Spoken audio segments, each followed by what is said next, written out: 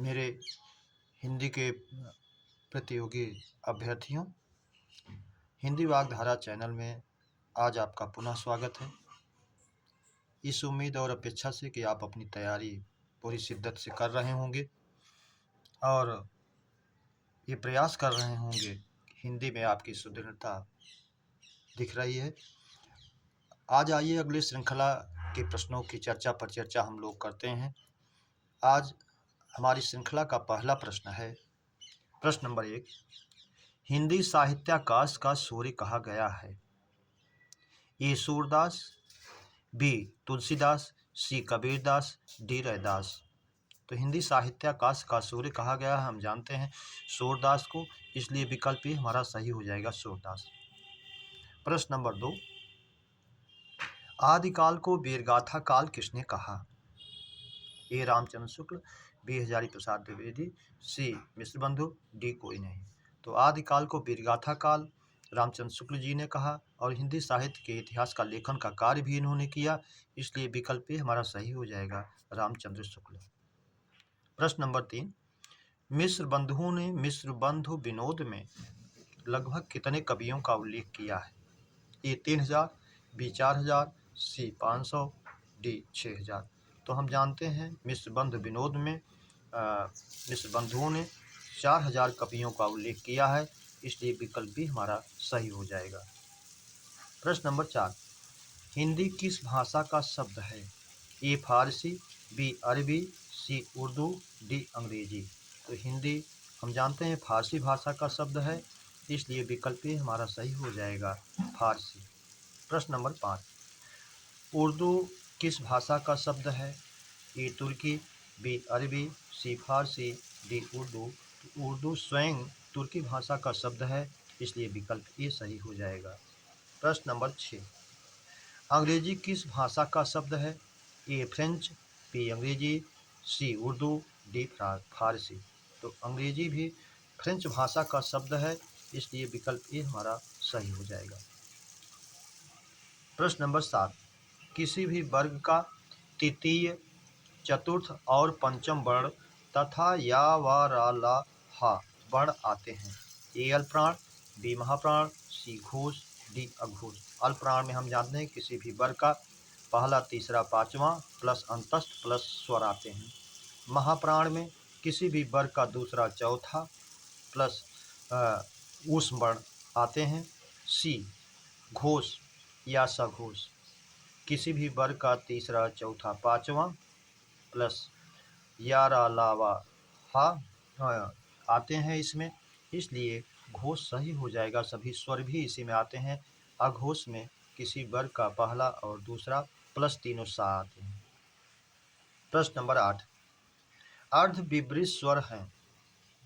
ए आ आई औ, बी आ, सी ई ई उ, D A ओ। तो अर्ध विवृत पूछ रहा है, विवृत हमारा आ होता है और अर्ध विवृत में हमारा आ आई औ होता है। विवृत का शाब्दिक अर्थ होता है खुला हुआ, अर्ध विवृत आधा रूप से खुला हुआ। तो आ आई और औ ये विकल्प ही हमारा सही हो जाएगा। प्रश्न नंबर 9, अतिथ्यागमन का संधि विच्छेद है? ए अतिथि प्लस आगमन, बी अतिथ्य प्लस आगमन, सी अतिथि प्लस गमन, डी कोई नहीं। तो ये अतिथि प्लस आगमन ये यण स्वर संधि का शब्द है, यण स्वर संधि है इसमें, इसलिए विकल्प ये हमारा सही हो जाएगा, अतिथि प्लस आगमन। इसमें ई का या हो गया है, अतिथ्यागमन हो गया। प्रश्न नंबर 10, रोलंब पर्याय है? भृंग, द्विरेफ, चंचरीक, डी सभी। तो रोलंब स्वयं भ्रमर का पर्याय है, इसलिए भृंग भृंग भृंग की आवाज करके जो गमन करता है वो भृंग है, भौरा है। द्विरेफ, भ्रमर में दो रा का प्रयोग हुआ है, इसलिए द्विरेफ कहा गया है। सी चंचरीक, चंचल होने के कारण इसे चंचरीक भी कहा गया है, इसलिए सभी सही है, विकल्प डी हमारा सही हो जाएगा। प्रश्न नंबर 11, संस्कृत से हिंदी में पहुंचने वाले शब्द जब दोनों भाषाओं के बीच थे तो थे? ए तद्भव, बी अर्ध तत्सम, सी देशज, डी विदेशज। तो जब तद्भव और तत्सम के बीच में वो शब्द थे दोनों भाषाओं के बीच में, तो अर्ध तत्सम के रूप में थे। जैसे आखर अक्षर तब अक्षर बनता है, उसी तरह से अर्ध तत्सम बीच में थे। विकल्प भी हमारा सही हो जाएगा। प्रश्न नंबर 12, पुराण और पुराना का तत्सम है। ए पुराण पुरातन, बी प्राचीन अर्वाचीन, सी पुरा अग्र, डी कोई नहीं। तो पुराण का पुराण हो जाएगा, पुराना का पुरातन हो जाएगा, इसलिए विकल्प ए हमारा सही हो जाएगा। प्रश्न नंबर 13, वह पढ़ रहा है, यह है अकर्मक वाक्य, सकर्मक, एक कर्मक, द्विकर्मक। तो वह पढ़ रहा है तो कुछ न कुछ जरूर पढ़ रहा होगा, इसलिए कर्म है इसमें, तो इसकी क्रिया भी कर्म वाक्य भी क्रिया सकर्मक हो जाएगी, क्योंकि पढ़ना क्रिया सकर्मक है, इसलिए वाक्य भी सकर्मक हो जाएगा। प्रश्न नंबर 14, क्रोध में संज्ञा है। ए व्यक्तिवाचक, बी जातिवाचक, सी भाववाचक, डी द्रव्यवाचक।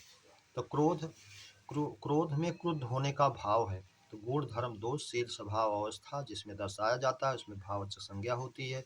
इसमें क्रुद्ध होने का भाव है, इसलिए विकल्प सी हमारा सही हो जाएगा, भाववाचक। प्रश्न नंबर 15, चमड़ा में संज्ञा है। ए व्यक्तिवाचक, बी जातिवाचक, सी भाववाचक, डी द्रव्यवाचक। तो चमड़ा में संज्ञा पूछ रहा है, तो हम जानते हैं पानी, लकड़ी, ऊन, प्लास्टिक, चीनी इस और चमड़ा ये सब भाववाचक द्रव्यवाचक में जाते हैं, इसलिए द्रव्यवाचक होगी संज्ञा। विकल्प डी हमारा सही हो जाएगा, द्रव्यवाचक। प्रश्न नंबर 16, लिखावट में संज्ञा है। व्यक्तिवाचक, जातिवाचक, भाववाचक, द्रव्यवाचक। तो लिखना इसमें क्रिया है, आवट प्रत्यय है, जो लिखने का भाव जिसमें हो गया वो लिखावट हो गई, इसलिए विकल्प सी सही हो जाएगा, भाववाचक। प्रश्न नंबर 17, पक्षी उड़ रहे हैं में क्रिया है। अकर्मक, सकर्मक, एक कर्मक, द्विकर्मक। पक्षी उड़ रहे हैं, इसमें स्वाभाविक क्रिया है पक्षियों का उड़ना, और स्वाभाविक क्रियाओं वाले वाक्य अकर्मक होते हैं। पक्षियाँ उड़ रही हैं, मछलियाँ तैर रही हैं। चाहे ये पक्षी आकाश में उड़ रहे हैं तब भी कर्म नहीं होगा, अकर्मक ही होगी क्रिया, इसलिए क्रिया जो है ये अकर्मक होगी, विकल्प ए। प्रश्न नंबर 18, जनवास का तत्सम है। ए जन्यवास, बी जनवास, सी जनिवास, डी जनवास। तो जनवास का तत्सम होता है जन्यवास, इसलिए विकल्प ए हमारा सही हो जाएगा। प्रश्न नंबर 13, तद्भव और तत्सम के बीच शब्द थे। ए तत्सम, बी तद्भव, डी अर्थसम, सी अर्थसम, डी कोई नहीं। तो जब शब्द तद्भव और तत्सम के बीच में थे, दो भाषाओं के बीच में थे, दोनों संस्कृत और हिंदी के बीच में, तो अर्ध तत्सम रूप में थे, इसलिए विकल्प सी हमारा सही हो जाएगा। प्रश्न नंबर 20, ठग का पर्याय है। ए छलिया, बी वंचक, सी छली, डी सभी।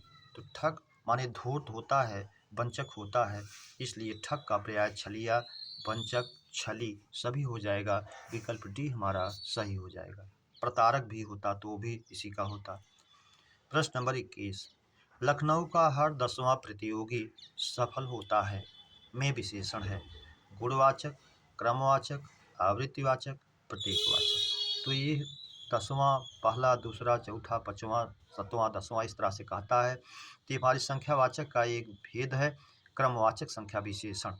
तो विकल्प बी में जाएगा हमारा क्रमवाचक संख्या विशेषण। प्रश्न नंबर 22, आचार्य ब्रह्मचारी को वेद पढ़ाते हैं में कर्म है। एक कर्मक, द्विकर्मक, सी अकर्मक, डी सभी। तो आचार्य ब्रह्मचारी को वेद पढ़ाते हैं, को आ रहा है, ब्रह्मचारी एक कर्म है, वेद दूसरा कर्म है, यहाँ को छिपा हुआ है, तो दो कर्म हो जाएंगे, इसलिए द्विकर्मक हो जाएगा, विकल्प भी हमारा सही हो जाएगा, द्विकर्मक। प्रश्न नंबर 23, वह क्रिकेट खेल रहा है में काल है। अपूर्ण वर्तमान, तात्कालिक वर्तमान, दोनों, सामान्य वर्तमान काल। तो वर्तमान काल में कार्य जारी है, इसलिए अपूर्ण वर्तमान है, और ये इसी अपूर्ण वर्तमान का एक दूसरा नाम तात्कालिक वर्तमान काल है, तो दोनों एक दूसरे के पर्याय हैं, इसलिए इसको अपूर्ण वर्तमान काल, तात्कालिक वर्तमान काल दोनों माना जाए। विकल्प सी, दोनों एक ही हैं। प्रश्न नंबर 24, अतिथि घर पर आए हूँ में काल है। संभाव्य वर्तमान काल, संदिग्ध वर्तमान, सामान्य वर्तमान, पूर्ण वर्तमान। तो अगर ये होता कि अतिथि घर पर आए हैं या आ चुके हैं तो पूर्ण वर्तमान हो जाता, और सामान्य वर्तमान तब होता जब अतिथि घर पर आते हैं, तब सामान्य हो जाता। संदिग्ध वर्तमान काल तब होता जब अतिथि घर पर आते होंगे, तो संदिग्ध वर्तमान होता। अब ये कह रहा आए हों, संभावना व्यक्त की जा रही वर्तमान में, इसलिए विकल्प ए सही हो जाएगा, संभाव्य वर्तमान काल। प्रश्न नंबर 25, जब विचारों का तार टूट जाए या वाक्य की गति समाप्त हो जाए तो विराम चिन्ह का प्रयोग होता है। पहला है अल्प विराम, दूसरा है अर्ध विराम, सी है उपविराम, डी है पूर्ण विराम। तो जब विचारों का तार टूट जाए या वाक्य की गति समाप्त हो जाए तो पूर्ण विराम चिन्ह का प्रयोग होता है, इसलिए विकल्प डी हमारा सही हो जाएगा। प्रश्न नंबर 26, हरिपद कोमल कमल से में उपमान है। ए हरिपद, बी कोमल, सी कमल, डी से। तो हम जानते हैं कि उपमेय हमारे पास होता है, उपमान हमसे दूर होता है। तो उपमेय हर के पास उनका पद है, इसलिए जो है उपमेय होगा। और कोमल कमल, कमल जो है दूर है, इसलिए उपमान होगा। और इसमें उपमान पूछ रहा है, तो यहाँ कमल हमारा हो जाएगा उपमान, विकल्प सी। प्रश्न नंबर 27, जब उपमा अलंकार के चारों अवयव मौजूद हों तो वह है। ए पूर्णोपमा, बी लुप्तोपमा, सी मालोपमा, डी सभी। तो जब उपमा अलंकार के चारों अवयव उपमेय, उपमान, वाचक चिन्ह, साधारण धर्म चारों मौजूद हों तो पूर्णोपमा में जाता है वो अलंकार, इसलिए विकल्प ए पूर्णोपमा।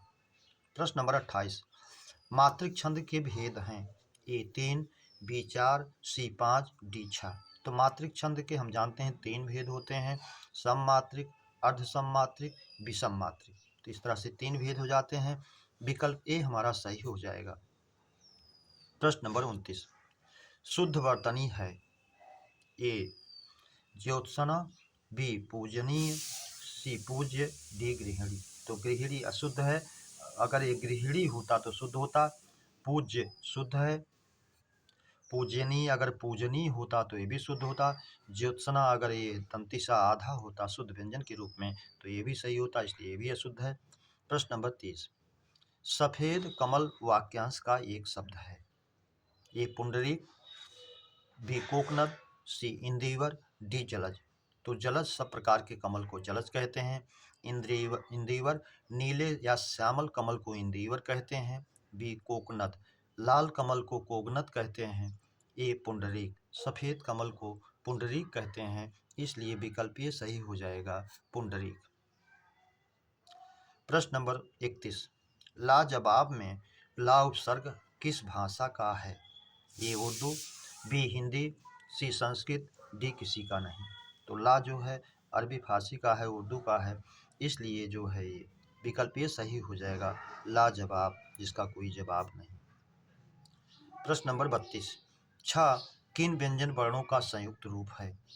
क स, क च, क छ, क छ। तो ऐसा नहीं है, ये 3 अशुद्ध हैं। क और स का ये जो है संयुक्त रूप है, इसलिए विकल्प ए हमारा सही हो जाएगा।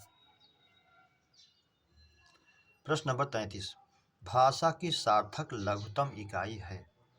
ए वर्ण, बी ध्वनि, सी शब्द, डी कोई नहीं।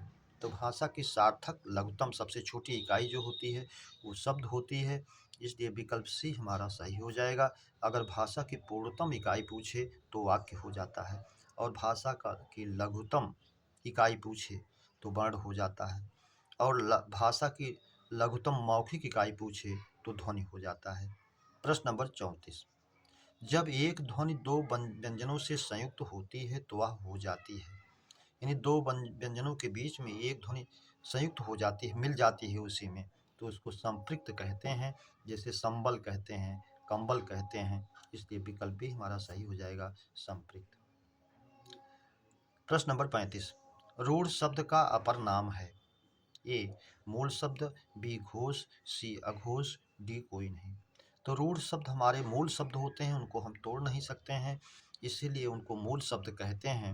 विकल्प ए हमारा सही हो जाएगा, मूल शब्द। मेरे प्यारे बच्चों, इस श्रृंखला के प्रश्नों की चर्चा पर चर्चा हम लोगों ने किया। उम्मीद करता हूँ ये श्रृंखला आपको बेहतर लगी होगी। यदि ऐसा है तो अपने मित्रों में इसे शेयर जरूर करें, सब्सक्राइब करें। अगली श्रृंखला के मिलने तक आप सभी को हृदय से धन्यवाद। जय हिंद।